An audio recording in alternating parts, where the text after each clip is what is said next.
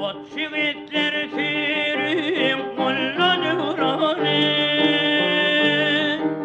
İlçeme cenanim geçen yerleri Şayet basın kıydık şasenim zalim Arif olum alip gelir yerleri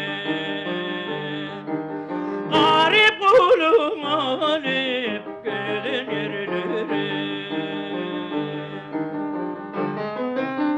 Hey hey hey hey hey hey hey hey hey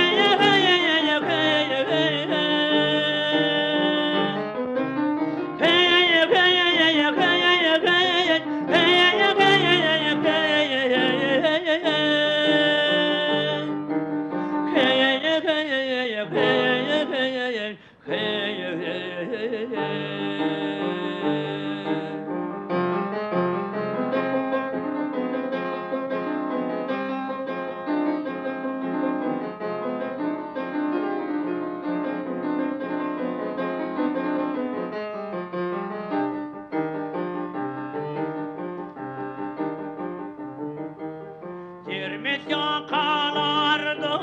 sihran ettirir Atacak dirip aldı kavan ettirir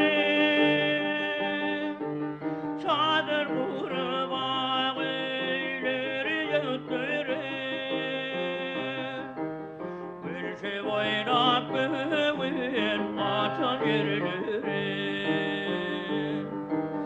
Gülşe oynap göğün açan yerleri Hey hey hey hey hey hey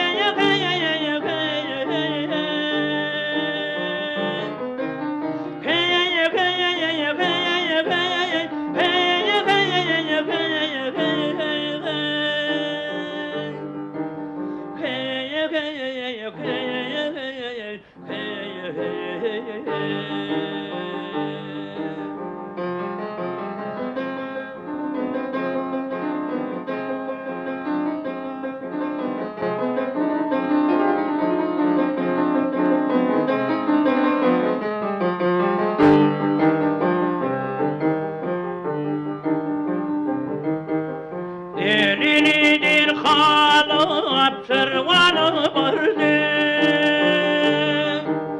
Aşık aydın pirim karşına durdu Hanglap yatan köşkü eyvanken gördü Görkümlerin taşlap göçün yerleri Görkümlerim taşlap göçün yerleri Hey hey hey hey hey hey